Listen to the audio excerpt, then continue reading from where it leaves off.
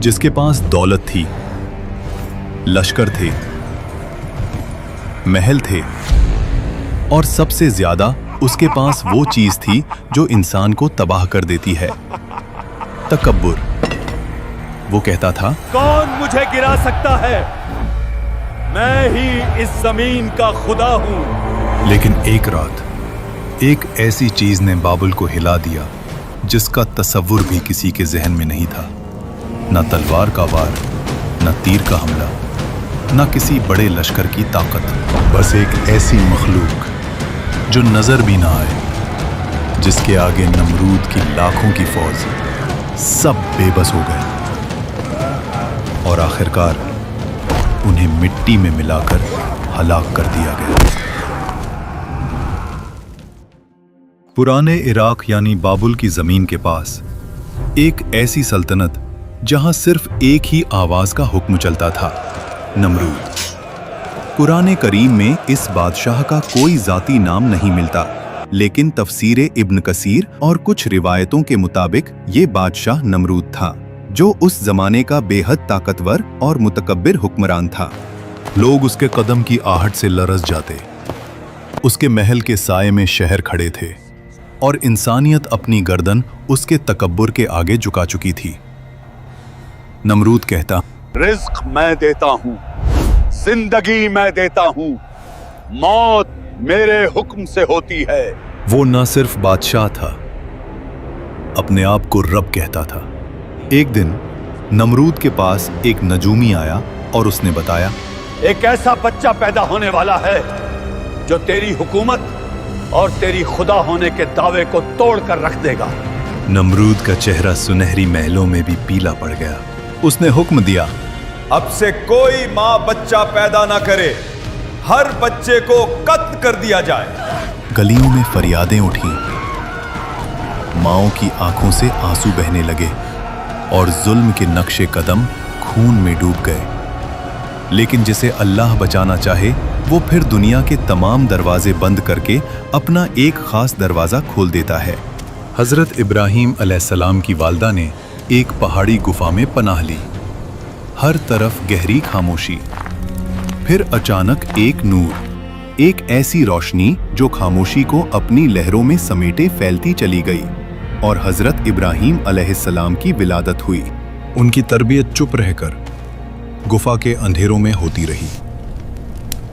जिस वक्त बाहर जुल्म का अंधेरा पूरी फिजा को निगल रहा था, अंदर अल्लाह एक रोशनी तैयार कर रहा था जो आने वाले जमानों की तकदीरें बदल देने वाली थीं।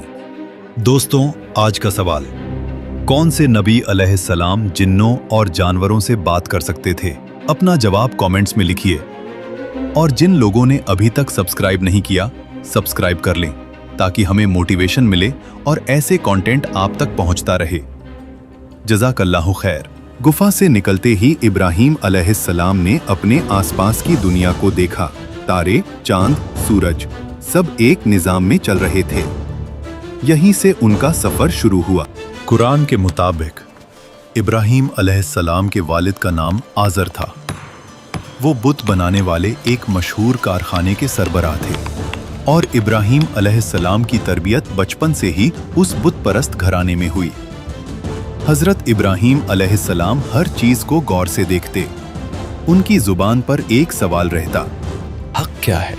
कौन है जो मेरे अंदर ये सोच पैदा कर रहा है? यही सवाल उन्हें अजीम बनाने वाला था। उस कौम के लोग सितारों को सजदा करते, चांद को खुदा मानते, सूरज के सामने सर झुकाते, लेकिन फिर सब गायब हो जाते। हजरत इब्राहीम अलैहिस्सलाम का दिल पुकारता, ये सब फानी है, खुदा फानी नहीं हो सकता। जब लोग रास्ते पर गुजरते, बुतों को सजदा करते, दुआएं मांगते, इब्राहीम अलैहिस्सलाम चुप खड़े उन्हें देखते रहते। एक रोज उन्होंने अपनी कौम से पूछा, क्या ये पत्थर तुम्हें सुन सकते हैं? कौम हंस पड़ी। इब्राहीम, ये तो हमारे बाप दादा के माने हुए माबूद हैं। उन्होंने फिर कहा, ये ना तुम्हारा नुकसान रोक सकते हैं, ना तुम्हें कोई फायदा दे सकते हैं, और फिर भी तुम उनकी इबादत करते हो। कौम ने गुस्सा किया ए इब्राहिम, तुम्हारी जबान बहुत चलती है, मगर ये हमारी आबाओ अजदाद की रिवायत है। लेकिन इब्राहीम अलैहिस्सलाम ने छोड़ना नहीं था। उनका मकसद था तौहीद। देर रात तक दिन भर इब्राहीम अलैहिस्सलाम हर दरवाजे तक जाकर लोगों को समझाते रहे। तुम्हारा रब वो है जिसने आसमान, जमीन, सितारे, सूरज सब कुछ पैदा किया। मगर बुत परस्त कौम का दिल पत्थर था, उनके बुतों की तरह। एक दिन इब्राहीम अलैहिस्सलाम ने देखा कौम एक बड़ी खुशी और मेला मनाने गई हुई थी। पूरा शहर खाली। इब्राहीम अलैहिस्सलाम उनकी इबादत गाह में दाखिल हुए। उन्होंने चारों तरफ देखा, गुंबदों में गूंजती खामोशी और उन पत्थरों का जमा हुआ बोझ जो सदियों से लोगों के कंधों पर था। उन्होंने एक गहरी सांस ली। आज इन्हें जवाब देना होगा। फिर एक एक करके अपनी कुल्हाड़ी से बुतों को गिराना शुरू किया। कोई जमीन पर गिरा, कोई टूट कर बिखरा, किसी का चेहरा चूरा चूरा हो गया और आखिरी में सबसे बड़ा बुत इब्राहीम अलैहिस्सलाम ने वो कुल्हाड़ी उसके कंधे पर लटका दी। जब लोग वापस आए और अपनी इबादत गाह की हालत देखी तो चीख उठे, ये सब किसका काम है? किसी ने कहा, इब्राहीम नाम का जवान हमेशा हमारे बुतों की बुराई करता है। इब्राहीम अलैहिस्सलाम को दरबार में बुलाया गया। उनसे पूछा गया, इब्राहीम, क्या तुमने इन्हें तोड़ा है? उन्होंने जवाब दिया, जब ये सबसे बड़ा बुत सलामत खड़ा है तो उससे पूछ लो, शायद यही बताए किसने बाकी बुतों को तोड़ा। कौम गुस्से में फट पड़ी। इब्राहीम, तुम जानते हो कि ये बोल नहीं सकते। इब्राहीम अलैहिस्सलाम का जवाब उस शहर की दीवारों को हिला गया।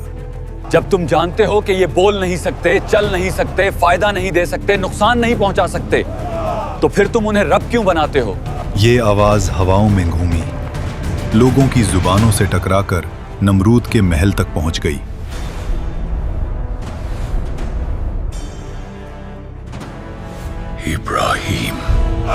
इब्राहीम अलैहिस्सलाम को नमरूद के दरबार में लाया गया।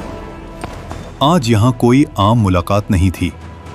एक तरफ ताज, तख्त, लश्कर, जंग, दूसरी तरफ एक अकेला नबी, मगर दिल, अकीदत और यकीन के साथ। नमरूद ने गुस्से में पूछा, तू मेरे खुदा होने का इनकार करता है? इब्राहीम अलैहिस्सलाम ने नरमी से कहा, मेरा रब वो है जो जिंदगी देता है और मौत देता है। नमरूद हंस पड़ा। ये काम तो मैं भी करता हूं। फिर उसने 2 कैदियों को बुलाया और एक कैदी को माफ कर दिया, दूसरे को मरने का हुक्म दे दिया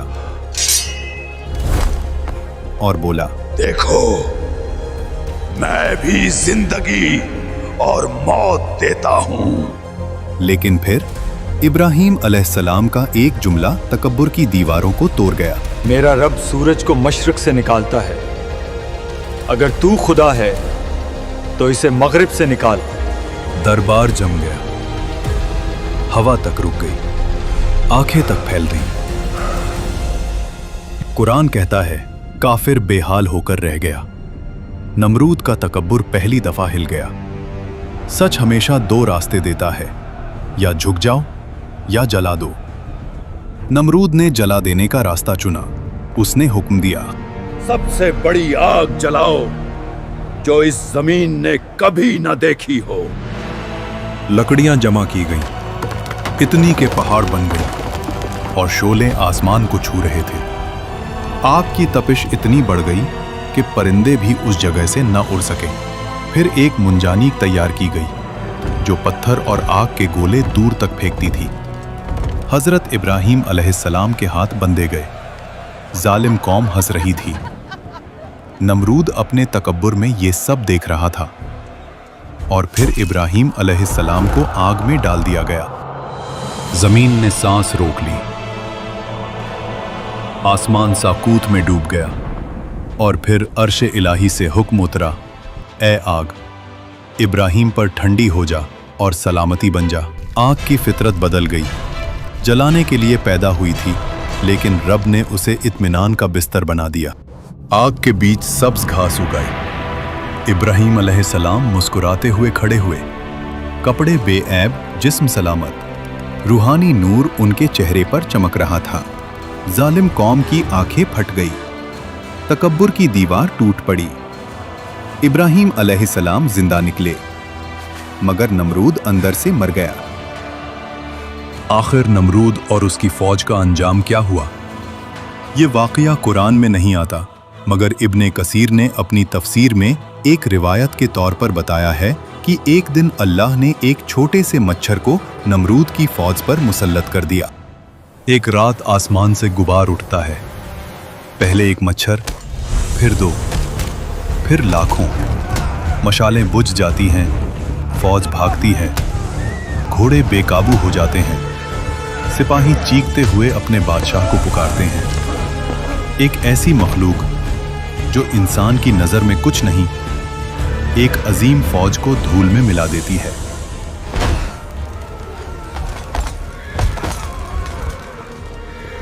नमरूद भागता है, अपना चेहरा छुपाता है, लेकिन एक मच्छर उसकी नाक में घुस जाता है। दिमाग में दर्द फैल गया। तकब्बुर का पहाड़ एक कतरे की तकलीफ से गिर गया। वो सर पे मुक्के परवाता, दीवारों से सर पीटता। जिस जुबान से कहता था मैं खुदा हूं, आज वो जुबान चीखों में डूब गई। एक वक्त आया जब मच्छर ने उसके दिमाग को खा लिया। उसकी सांस थम गई। उसका अंजाम इबरतनाक हुआ। ये वाकया गुजरा नहीं, ये रोज हो रहा है। आज भी लोग अपनी दौलत, पावर, इक्तिदार पे फख्र करते हैं और दिल में एक आवाज कहती है, मैं ही कानून हूं। लेकिन जो रब नमरूद को मच्छर से गिरा सकता था, वो हमारे तकब्बुर को किस चीज से तोड़ दे, किसी को पता नहीं। अपने दिल से पूछो, क्या मेरे अंदर भी छोटा सा नमरूद छुपा है? अगर है तो तौहीद की रोशनी जगा दो और कमेंट्स में अपनी राय का इजहार जरूर करना।